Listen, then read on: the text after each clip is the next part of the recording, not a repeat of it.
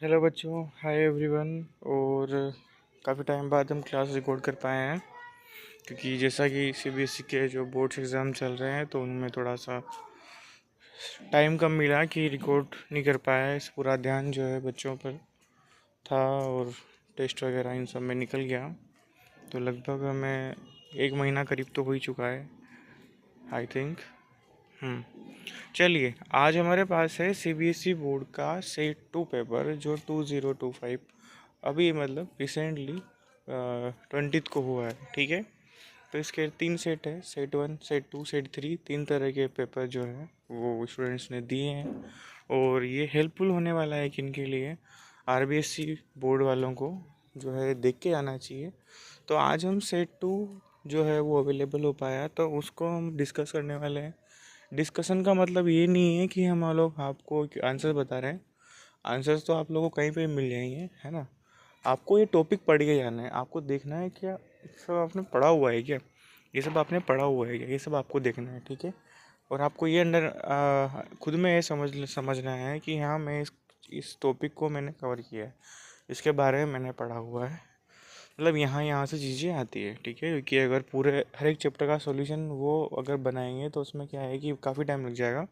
बस टॉपिक बताने वाले हैं। चलो एमसीक्यू से शुरू करते हैं। देखो, पहला क्वेश्चन किसके बारे में दिया गया है, सम हाइड्रोकार्बन। कुछ हाइड्रोकार्बन आपको एग्जांपल दिए हुए हैं। कार्बन के ऐसे कंपाउंड जिसमें कार्बन हाइड्रोजन होता है हाइड्रोकार्बन कहलाते हैं। 2 तरह के होते हैं, सेचुरेटेड और अनसेचुरेटेड। जिनमें सिंगल बॉन्ड हो केवल वो सेचुरेटेड, जिनमें डबल बॉन्ड या ट्रिपल बॉन्ड हो अनसेचुरेटेड होते हैं। तो ये बोल रहा है कि इनमें से कौन से दो ऐसी स्ट्रक्चर्स हैं, 4 ऑप्शन है, चारों में से जो कैसी हैं, रिलेटेड स्ट्रक्चर्स हैं, रिलेटेड जुड़े जुड़े हुए हैं, कनेक्टेड एक दूसरे से। ठीक है, मतलब कहीं ना कहीं एक जैसे हैं। ठीक है, रिलेशन देखना है, एक जैसे हैं तो वो आंसर जाएगा। ठीक है, तो मतलब आइसोमर बताने हैं। क्या बताने हैं? आइसोमर्स बताने हैं। तो आइसोमर ढूंढ लेंगे आप, सेकंड थर्ड है। कैसे? क्योंकि 4 4 कार्बन है और बाकी सब हाइड्रोजन है, तो बस कार्बन का अरेंजमेंट अलग अलग तरीके से हुआ है। बस इस तरीके से आंसर जाएगा, देख लेना है। तो आइसोमर्स देख लेना है। क्या देख लेना है? आइसोमर्स क्या होता है पता होना चाहिए आप लोगों को। टॉपिक क्लियर कीजिएगा, अपने जो भी टीचर्स आपसे पढ़ाते हैं क्लियर कीजिएगा, और हम भी कर देंगे। ठीक है, choose the incorrect statement. Vegetative oils, तो hydrogenation of the vegetable oil. तो hydrogenation of the vegetable oil ये जो होता है ये हाइड्रो इसी मतलब कार्बन कंपाउंड में ही है। आप जब वेजिटेबल ऑयल के बारे में पढ़ते हो तो उसकी रिएक्शन के बारे में पूछा गया है, इनकरेक्ट। तो वेजिटेबल ऑयल पढ़िए जाकर, एक किससे, कार्बन कंपाउंड से। वहाँ पर एक टॉपिक होगा, मतलब लिखा होगा बीच में थ्योरी में। ठीक है, तो हाइड्रोजनेशन उसकी रिएक्शन के बारे में पूछा गया है कि वो किस टाइप की रिएक्शन है। उसमें जो इनकरेक्ट ऑप्शन है उसके बारे में पूछा जा रहा है। ठीक है, consider the following chemical equation. देखो, बैलेंसिंग के बारे में क्वेश्चन आया है। एल्यूमिनियम की रिएक्शन H2O से करा रहे हैं, Al2O3 बन रहा है, साथ में हाइड्रोजन गैस निकली हुई है। आपको बैलेंस करना आना चाहिए, बैलेंसिंग भी आती है। यहाँ पर देखिए, यहाँ पर पूछा है आपसे कि विच न्यू प्रोडक्ट जो कैसा हो, सॉलिड हो, विल फॉर्म इन 4 रिएक्शन में से आपको ऐसा जो है और सेलेक्ट करना है ऑप्शन, ऐसे ऐसे ऑप्शन सेलेक्ट करने हैं जिनमें सॉलिड क्या बनता हो, प्रोडक्ट। तो बताइए, आपको रिएक्टिविटी सीरीज आती होगी, क्योंकि एक तरफ तो मेटल की क्या है, कॉपर भी मेटल है, आयरन भी मेटल है, कैल्शियम भी मेटल है, जिंक भी मेटल है। इन सब के SO4 वाले सॉल्यूशन दिए हो गया है। कॉपर सल्फेट है, आयरन सल्फेट है, कैल्शियम सल्फेट है और जिंक सल्फेट है। उनकी रिएक्शन मेटल से कराई हुई है। मैग्नीशियम कर रहा है एक बार लेड कर रहा है, एक बार एल्यूमिनियम, एक बार कैल्शियम। तो रिएक्टिविटी सीरीज आप लोग देखिए, आपने देखा होगा जो ऊपर वाली मेटल्स होती है वो नीचे वाली मेटल्स को उनके सॉल्यूशन से डिस्प्लेस कर देती है, डिस्प्लेसमेंट रिएक्शन बनती है। तो आपको चेक करना है कि कहाँ पर जो है प्रोडक्ट बनेगा सॉलिड। ठीक है, मेटल तो सॉलिड बनती है। देखो, क्या आपको लगता है कि मैग्नीशियम कॉपर को डिस्प्लेस कर पाएगी? क्या आपको लगता है कि लेड आयरन को डिस्प्लेस कर पाएगी? रिएक्टिविटी सीरीज का यूज़ कीजिए और आंसर आ पाइएगा। ठीक है, जैसे क्या होता है, potassium, sodium, calcium, magnesium, aluminium. जी हाँ, पहले वाला तो ऑप्शन होगा। ऐसे potassium, sodium, calcium, magnesium, aluminium, zinc iron lead, zinc iron lead. तो बताइए सेकंड वाला हो नहीं सकता, क्यों? क्योंकि आयरन जो है लेड से ऊपर बैठता है, और ऊपर वाला नीचे वाले को कर सकता है, नीचे वाला ऊपर वाले को डिस्प्लेस नहीं कर सकता, क्योंकि FeSO4 में आयरन जो है ऊपर होता है Fe, और उसके नीचे होता है लेड Pb। तो बताइए Pb नीचे वाला है, वो ऊपर वाले को कैसे डिस्प्लेस कर पाएगा? तो सेकंड वाला ऑप्शन तो नहीं आ सकता, जहाँ पर भी सेकंड हो तो कट कर दीजिएगा। इस तरीके से आपको चलना है, रिएक्टिविटी सीरीज आपको आनी चाहिए मेटल्स की, उसके अकॉर्डिंग डिस्प्लेसमेंट देखना है। विच of the given family of salts, family of salts मैंने ही पढ़ाए हुए हैं बच्चों को, मतलब जो भी ऐसे सोल्ट्स होते हैं, सोल्ट कैसे बनते हैं, एसिड बेस की रिएक्शन होती है तो सोल्ट और वाटर बनता है, और सोल्ट्स की फैमिली हम बनाते हैं कैसे, कि ऐसे ऐसे सोल्ट जिनमें एक आयन जो हो कॉमन हो, कैसा हो, कॉमन हो। जैसे मान लो K2SO4, Na2SO4, इन सब में दोनों क्या है बताइए? K2SO4 में जो K है वो कहाँ से आया है बताइए? कहाँ से आया है बताइए? KCl से। कहाँ से आया है? KC, नहीं नहीं नहीं नहीं, KOS से। कहाँ से? जो K2SO4 है उसमें K आया है KOS से, जबकि SO4 आया है H2SO4 से। तो मतलब H2SO4 की रिएक्शन KOS से करा तो K2SO4 बनता है, और ऐसे ही जो है NaOH की रिएक्शन H2SO4 कराते हैं तो क्या बनता है? Salt Na2SO4।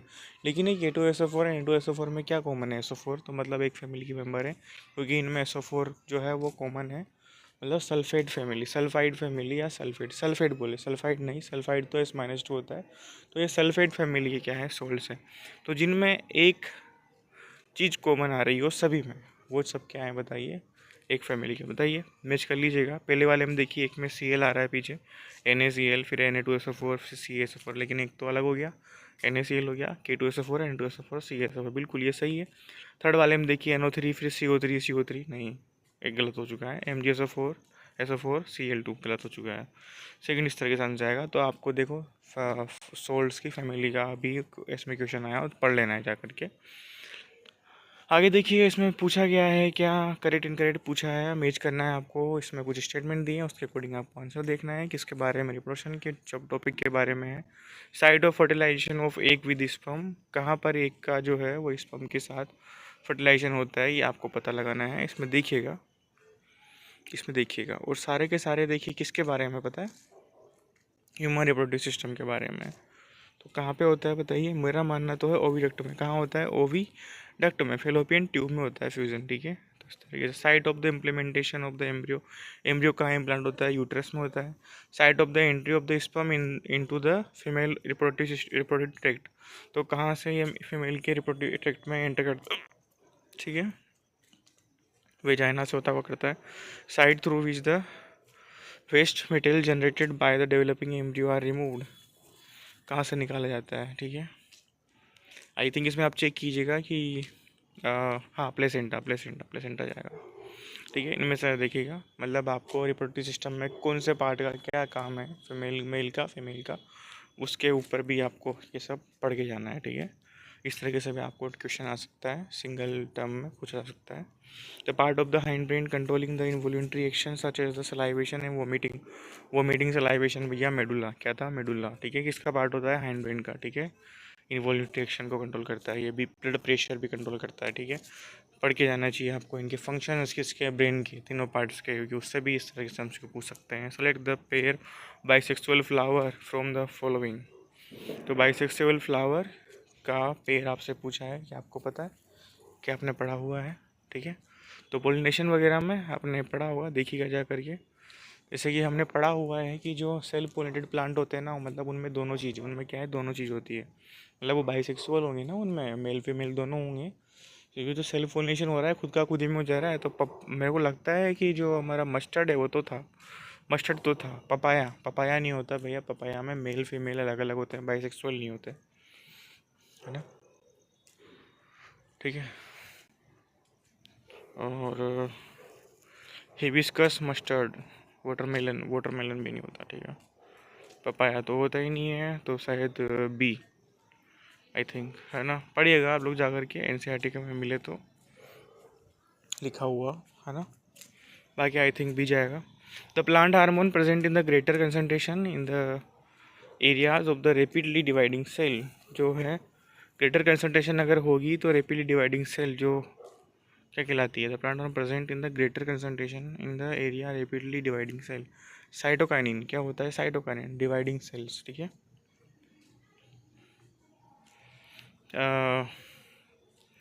Temporary finger like structure extension on the cell surface to take food is formed in, किस में बनती है भैया ये फिंगर लाइक प्रोजेक्शन, किस में बनती है? पैरामीशियम लिशमानिया, लिशमानिया डोरोवारी तो हमने पढ़ा था, कालाजार करता है, यहाँ पे तो नहीं बनता। अमीबा में बनता है क्या? अमीबा में भी नहीं बनता। स्यूडोपोडिया बनाता है। राइजोपस, राइजोपस बनाता है क्या? नहीं, ये तो फंगी है। पैरामीशियम, पैरामीशियम जाएगा, चेक कीजिएगा। A wire of the length L is gradually, देखिएगा कैसा होता है।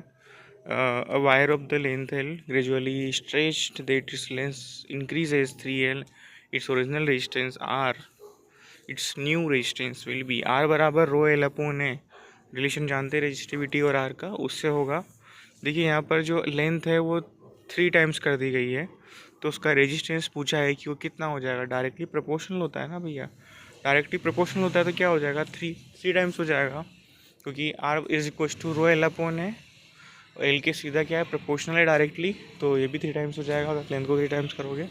Which one of the following statement is not true about the bar magnet, bar magnet के बारे में क्वेश्चन आया, देखिएगा, मतलब वहाँ से पढ़ के जाना है। वही बोला गया है, नॉर्थ साउथ डायरेक्शन होती है, सस्पेंडेड फ्रीली, इट्स और it has attractive power for iron filings, बिल्कुल कर लेती है आयरन फिलिंग्स को, आयरन के पार्टिकल्स को अट्रैक्ट करेगा। It produce magnetic field line, बिल्कुल बनाती है। The direction of the magnetic field inside the bar magnet is form from its north pole to south pole, नहीं अंदर, इनसाइड पूछा है भैया, साउथ से नॉर्थ होता है अंदर, तो ठीक है, तो ये गलत हो जाएगा।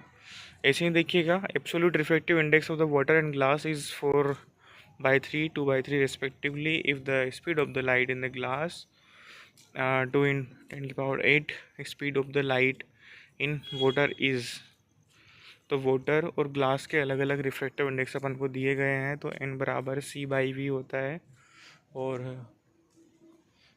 C की, हाँ क्या पूछा है इसने, n बराबर C/V, speed of light in water, तो वाटर के लिए दिया हुआ है n, और c होता है speed of light in glass, ठीक है। तो यहाँ पे 3 × 10 की पावर 8 हो जाएगा, और हमें पूछा है किसका? v, तो v हम यहाँ से निकाल सकते हैं, तो 3 यहाँ पर आएगा 9, तो क्या 9 स्पीड ऑफ लाइट मीटर पर सेकेंड, 10 की पावर 8 से 10 की पावर कट जाएगा, 9/4 आएगा, ठीक है। n बराबर C/V लगाओगे आप, बाई कुछ का कोई मतलब नहीं है, ग्लास व्लास का, इसकी ग्लास की स्पीड का कोई मतलब नहीं है, आपको सीधे n बराबर C/V लगाना है। c की वैल्यू 3 × 10 की पावर 8 रखनी है, 3 × 10 की पावर 8, v निकालना है, और n दिया हुआ है 4/3, उसको वैल्यू पुट करोगे तो 9/4। तो ये क्वेश्चन किसका है बताइए? लेंस वाले, नहीं हाँ लेंस वाले में आता है, रिफ्रैक्टिव इंडेक्स वहाँ से है, ठीक है। n बराबर C/V, when a beam of white light passes through a region of very fine dust particle, the color light scatter the most in the region, वही स्केटरिंग किसकी ज़्यादा होगी विबग्योर में से, उसके बारे में क्वेश्चन है, पढ़ लीजिएगा। वाइट लाइट जब टूटती है 7 कलर्स में, विबग्योर बनता है। Strength of the magnetic field produce inside a current carrying long straight solenoid, तो सोलेनॉइड के ऊपर क्वेश्चन है क्या? Note depend area of the cross section of the tube of the solenoid number of turns per unit length, इस पे तो करता है, टर्न्स पे तो करता है भैया। Direction of the current through the coil, बिल्कुल इस पर भी करता है, करंट की दिशा बदलता है तो फील्ड की दिशा पर फर्क पड़ता है। Metal of the core of the solenoid, इस पर भी पड़ता है भैया, कि आपने किस मेटल का बनाया, कॉपर का, एल्यूमिनियम का, या किसका, आयरन का, इस पर ही फर्क पड़ता है। तो फर्स्ट जाएगा area of the cross section of the tube of the solenoid, इस पर डिपेंड नहीं करता, ठीक है, क्योंकि अंदर पूरा क्या रहता है? कांस्टेंट सोलेनॉइड के अंदर magnetic field. Other than the abiotic component, which of the given biotic component not required to make an aquarium with small herbivorous fishes self sustaining system, इसमें पूछ रहा है कि इनमें से कौन सा बायोटिक कंपोनेंट रिक्वायर्ड नहीं है एक्वेरियम को बनाने के लिए, है ना, हर्बीवोरस फिशेज से, ठीक है। Aquatic plant, aquatic animals, plants तो होने ही चाहिए, उसके बिना तो बन नहीं पाएगा, तो फर्स्ट तो होगा। टेरेस्ट्रियल प्लांट्स, टेरेस्ट्रियल एनिमल्स, ये हों या ना हो क्या फ़र्क पड़ता है भैया, एक्वाटिक में। टेरेस्ट्रियल का मतलब क्या होता है, स्थल पर रहने वाले हैं ना, लैंड्स पर रहने वाले हैं। तो ये तो कहाँ काम आएंगे एक्वेरियम में, टेरेस्ट्रियल कैसे होगा उस पर, है ना, उस पर तो एक्वाटिक ऑर्गेनिज्म ही काम आएंगे। Decomposer as bacteria and fungi, ये तो होने ही चाहिए। Consumer as clown fish, sea urchin, अरे ये तो एक पर्टिकुलर नाम दे रहा है, ये नहीं तो इनके भाई बंद कुछ और होंगे। तो आंसर क्या जाएगा बताइए, सेकंड और फोर्थ। सेकंड और फोर्थ, अकेला कोई ऑप्शन तो है ही नहीं, तो फोर्थ जाएगा साथ में, ठीक है। क्योंकि क्लाउन फिश नहीं होगी, उसकी कोई कोई और स्पीसीज होगी, है ना, कोई भी आ सकता है। एक पूरे ट्रॉपिकल सिस्टम में से, एक ट्रॉपिकल लेवल से कोई भी बहुत सारे ऑर्गेनिज्म आ सकते हैं ना। टाइगर नहीं होगा तो भेड़िया होगा, कुछ और होगा, ह्यूमन होगा, टर्शरी कोई सा भी कंज्यूमर हो सकता है, ठीक है ना। अब आते हैं असर्शन रीजंस, जो है आप लोग पढ़िएगा आप लोग, है ना। एक बार बता देते हैं आप लोगों को, वैसे आरबीएससी में आता नहीं है, फिर भी देखिए। In our action of writing and talking our nervous system communication with the muscles. देखो, हमारे लिखने और बात करने में हमारा नर्वस सिस्टम जो होता है वो कम्युनिकेट करता है हमारी मसल्स के साथ। इसमें होता क्या है, असर्शन ए और reason R true and reason is the correct explanation. तो क्या देना है हमें, ए, ठीक है, just a minute.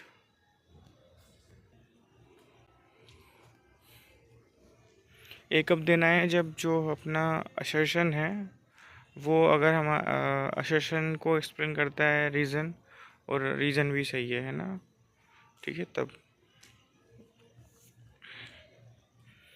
Cranial nervous and spinal nerve from the peripheral nervous system, cranial nerve and spinal nerve from the peripheral, ठीक है। अब ये सही तो है, दोनों स्टेटमेंट सही है, लेकिन जो है कि हमारा इसको एक्सप्लेन नहीं कर रहा है किसको, कि ये दोनों जब बोलते हैं चलते हैं तो ये कम्युनिकेट करता है मसल्स के साथ, टॉकिंग में, राइटिंग में। लेकिन पेरिफेरल नर्वस सिस्टम, इनका क्या मतलब, ठीक है, दोनों अपना अपना सही है, लेकिन इसका सही स्टेटमेंट नहीं है। तो एंड रीजन, असर्शन, रीजन दोनों सही हैं, but R is not the correct explanation of the A. तो ए जाएगा 17 का, क्यों, क्योंकि उसको एक्सप्लेन नहीं कर रहा है। इस तरीके से हमें आंसर देना पड़ता है, आंसर देना होता है। आरबीएससी में ऐसा आता नहीं है। चलिए शोर्ट टाइप के देखते हैं।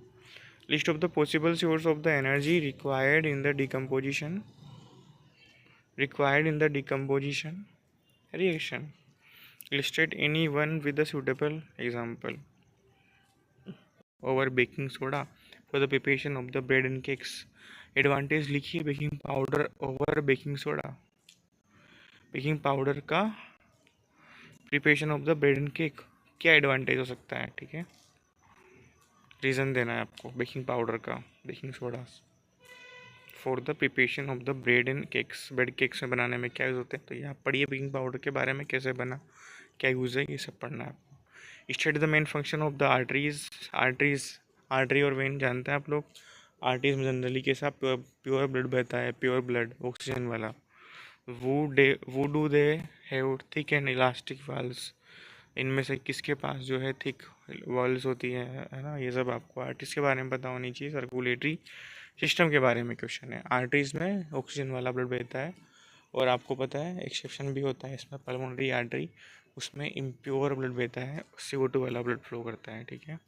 आर्टरीज थिक होती हैं, जो वेन्स होती है ना वो होती हैं थिन, ये थिक होती हैं आर्टरी, ठीक है। ये डीप में होती है, डेप्थ में होती है, जबकि वेन्स जो है वो ऊपर होती है ना, ठीक है।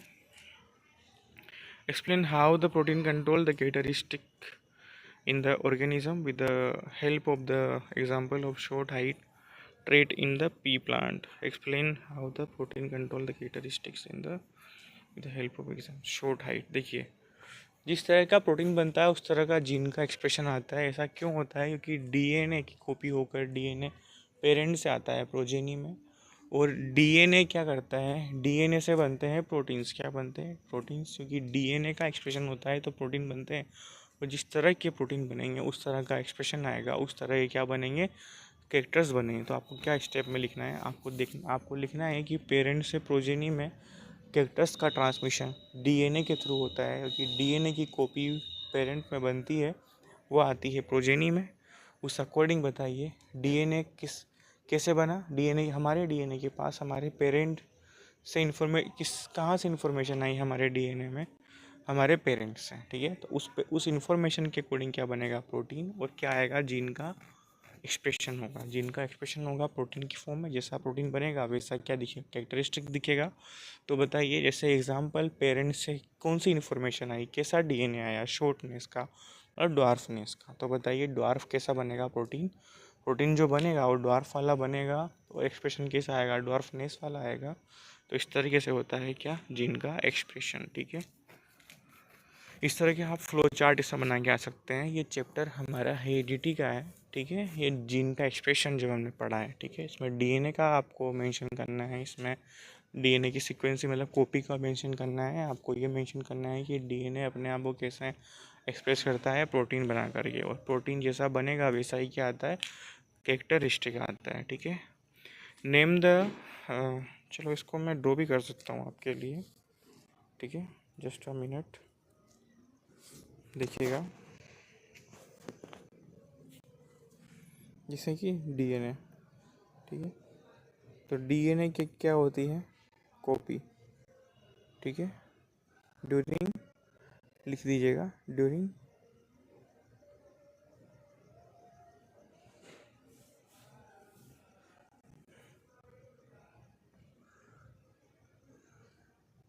फर्टिलाइजेशन, फर्टिलाइजेशन के दौरान क्या होती है, कॉपी होती है।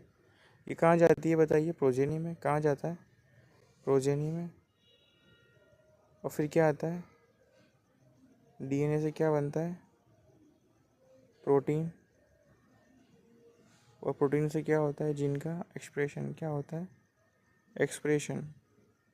और ये एक्सप्रेशन ही क्या है बताइए, ये एक्सप्रेशन ही क्या है हमारा, इसको मैं रफ करता हूँ आपस से। ये एक्सप्रेशन ही क्या है बताइए, ये तो कैरेक्टरिस्टिक है, ये प्रोटीन का बनना, ये प्रोटीन एक्सप्रेशन, यही क्या है हमारा,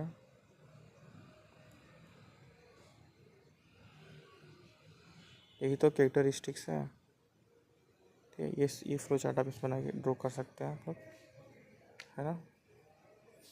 अगला क्वेश्चन देखिए, name the following source of the making the protein in the cell. Information source of making protein in the cell, cell के अंदर इंफॉर्मेशन सोर्स कौन है बताइए, डीएनए तो है मेरे भाई, making protein in the cell. Cell के अंदर प्रोटीन कैसे बनेंगे, इन्फॉर्मेशन कौन देगा, डीएनए।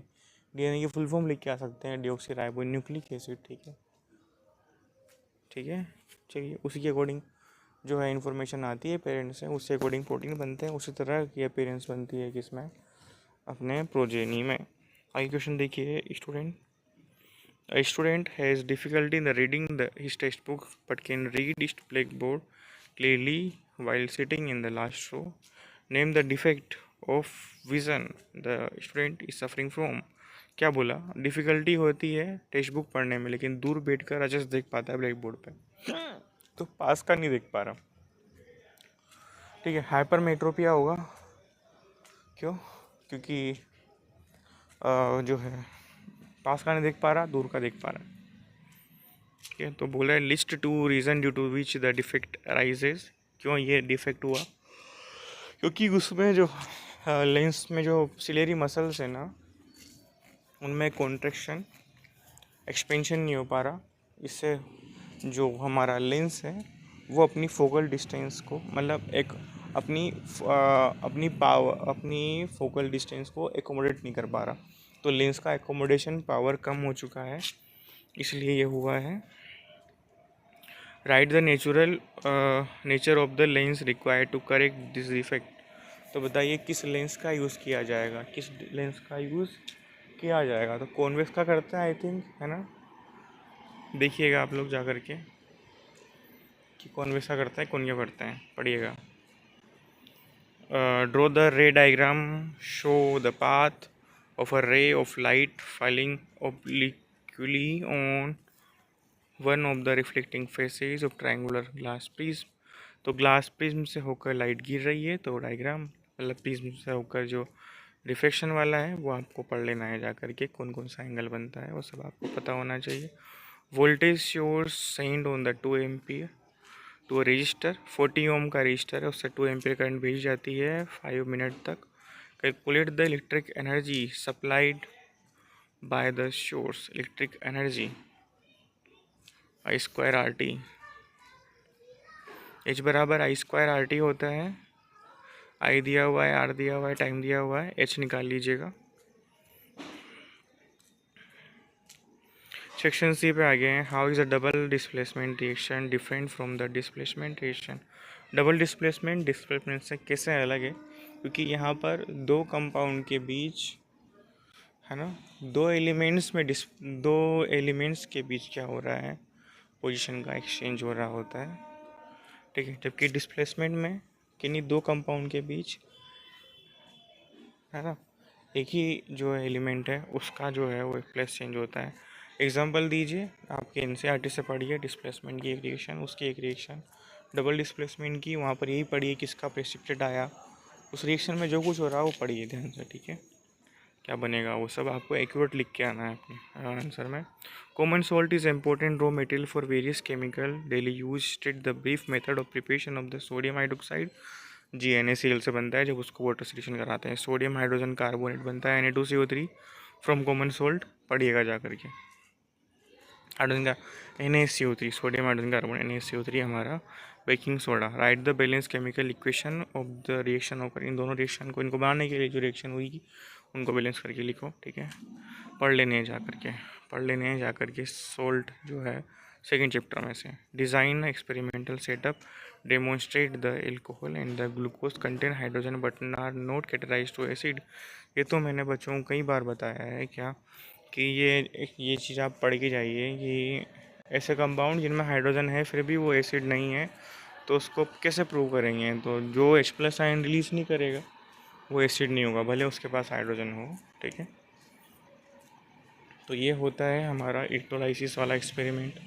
उसमें हम एक बार वाटर फिल करते हैं, एक बार एसिड फिल करते हैं, एक बार ग्लूकोज फिल करते हैं, एक बार अल्कोहल फिल करते हैं। तो भैया एसिड फिल करने पर तो बल्ब जलता है ना, मतलब वहाँ पर जो है आयन आए हैं और आयन ने कंडक्टिविटी का काम किया है, जबकि अल्कोहल और ग्लूकोज भरने पर बल्ब नहीं जलता। तो वो कंडक्टिव, क्योंकि वो कंडक्टर नहीं होते, मतलब वो आयन रिलीज़ नहीं करते। तो इस तरीके से हम एक्सप्लेन कर सकते हैं कि ग्लूकोज और हमारा इथेनॉल या अल्कोहल दोनों के पास हाइड्रोजन है लेकिन फिर भी ये रिलीज़ नहीं करते, तो ये एसिडिक नहीं होते।